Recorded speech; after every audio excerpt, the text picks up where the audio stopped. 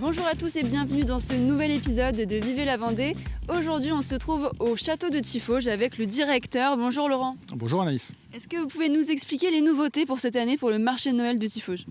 Oui, alors tout à fait, cette année, pour cette édition 2023 du marché de Noël de Tiffauges, 28e année d'existence de ce marché, très ancré dans le paysage local. On propose quelques nouvelles animations, bien sûr, pour renouveler aussi nos contenus et renouveler le public que nous allons accueillir. Un conte en théâtre d'ombre qui sera proposé cette année, également 2 musiciens, un harpiste et une chanteuse qui viendront se produire sur le marché de Noël. Alors là, on est à quelques heures avant le dernier week-end du marché de Noël. Quelle est l'ambiance à quelques heures avant que ça ouvre dans les coulisses, quoi ?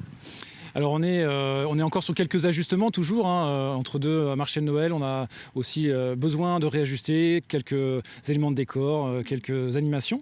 Mais tout est prêt pour accueillir les visiteurs sur ce week-end. Il y a des difficultés quand même ou au contraire tout est bien rodé vu que ça fait 28 ans d'existence ? C'est très bien rodé, bien sûr, mais il y a toujours des différences, des changements qui sont apportés sur l'implantation des décors, des chalets, etc. Donc il faut pouvoir ajuster ça pour accueillir les visiteurs dans les meilleures conditions.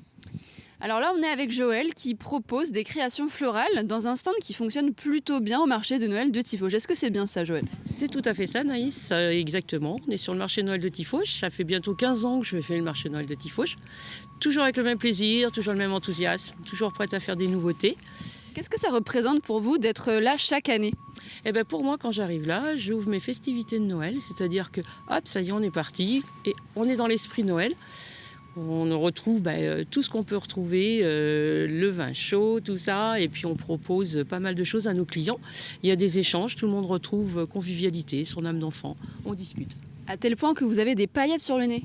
J'ai des paillettes sur le nez, c'est tout à fait normal, parce que juste derrière moi, je suis en train de fignoler mon stand pour accueillir nos premiers visiteurs tout à l'heure et échanger avec eux. Qu'est-ce que vous confectionnez concrètement ? Parce qu'on voit derrière, mais c'est pas très précis.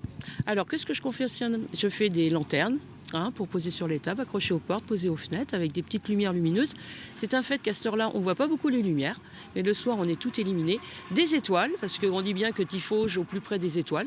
Donc, j'ai fait des étoiles, des petits sapins de Noël, enfin tout ça pour que sur les tables de Noël le soir, on illumine les foyers et qu'on apporte joie et bonheur. Est-ce que c'est votre métier de faire ça durant l'année ou c'est vraiment juste pour cette occasion ? Non, c'est mon métier. Si vous voulez, je suis dans l'événementiel, je fais de la création florale, je fais tout ce qui touche anniversaire, mariage et tout ça.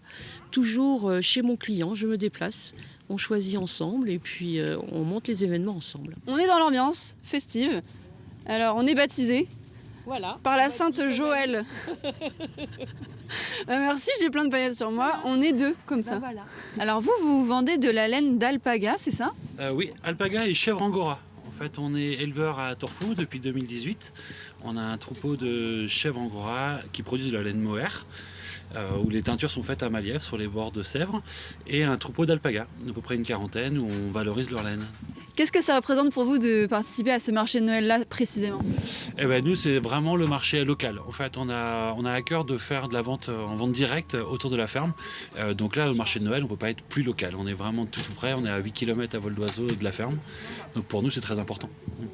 Et vous savez déjà combien de laine vous allez pouvoir proposer aux personnes qui vont venir ou vous avez déjà des objectifs, on va dire ? Alors nos objectifs est le même toute l'année. En fait, nous on commence les marchés au mois d'octobre, on les finit au mois de mars et on vend 100% de notre production.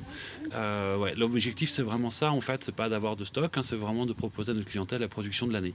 De ne pas en faire toujours plus chaque année, mais plutôt vendre ce qu'il faut, quoi. Alors on en fait de plus en plus chaque année parce que chaque année on en manque de plus en plus tôt. Mais oui, on vend vraiment toute notre production localement. Ça fait la 5e année où je fais venir des chanteurs lyriques, un baryton et une soprano, qui interprètent des chants de Noël traditionnels, mais aussi des chants de Noël de différents pays du monde. d'Amérique du Sud, africains, voilà. Pour simplement, c'est l'esprit de Noël. Hein. Noël, il n'y a pas qu'en France, Noël c'est partout.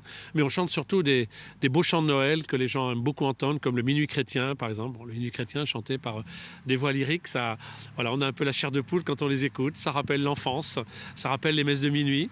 Et voilà, on a un magnifique décor, vous voyez derrière moi ici, avec des très beaux sapins, une belle estrade. Ils vont s'installer et puis on va faire avec les techniciens de Multiscénic une répétition pour caler les micros. Après, ils vont aller se réchauffer. On va aller boire un bon verre de vin chaud. chaud. Et puis on va attendre patiemment que le marché ouvre à 18h et à 19h, eh bien, les voies vont emplir ici le donjon et l'espace de la chapelle Saint-Vincent. Alors vous savez, la voie c'est un muscle. Donc ce muscle, il faut simplement le chauffer. Quand on chauffe le muscle, eh bien, vous savez, comme un coureur qui fait un marathon, il ne va pas se lancer dans un marathon sans s'être chauffé avant. Sinon, au bout de quelques kilomètres, il va s'arrêter. Un coureur de 100 mètres ou de 200 mètres, c'est pareil, ils peuvent attraper une crampe très vite. Donc les chanteurs, ils chauffent leur voix. C'est une des techniques de chant pour permettre de chauffer le muscle. Alors après, on peut ne pas avoir chaud dans son corps, mais bon, ils mettent des caleçons, des gros pulls à col roulé. Ils ont en plus, les costumes de cette époque permettent de mettre beaucoup de fourrure, ou choses comme ça. Donc, ils n'ont pas froid. Et puis, à partir du moment où le moule vocal est chaud, ils peuvent chanter, même dehors. Toute la nuit. Oui, alors je ne sais pas si toute la nuit, il pourrait faire beaucoup de vin chaud à ce moment-là.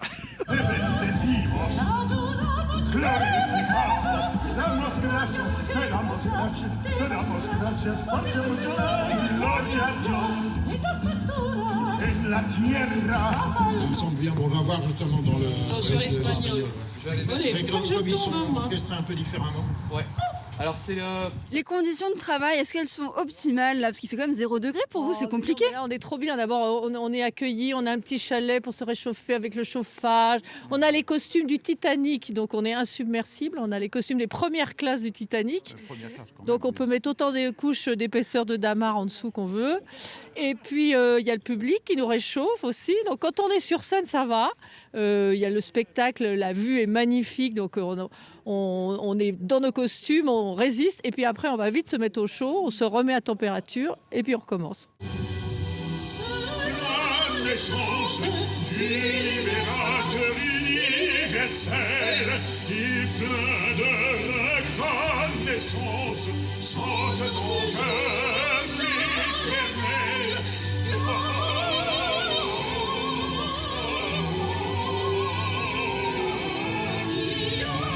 Est-ce qu'il y a une formule magique justement pour que à chaque fois ça fonctionne bien? Alors pas de formule magique, mais beaucoup d'ingrédients qui contribuent à la réussite de ce marché de Noël. C'est évidemment déjà l'effectif et le personnel du département, propriété donc du site, qui œuvre pour la préparation de ce marché, et puis tous les artistes, les bénévoles, les prestataires, les techniciens, donc une 50aine de personnes qui permettent la réussite de ce marché. Et puis est-ce qu'on peut parler de la fréquentation? Je crois que l'année dernière c'était quand même une année record. C'était effectivement une année record. On ne cherche pas les records. L'objectif, c'est de permettre au public d'être accueilli dans les meilleures conditions. Et notre objectif à tous, c'est évidemment d'apporter ces petites étoiles dans les yeux des petits et des grands. Et c'est ce qu'on fait chaque année en accueillant le public ici.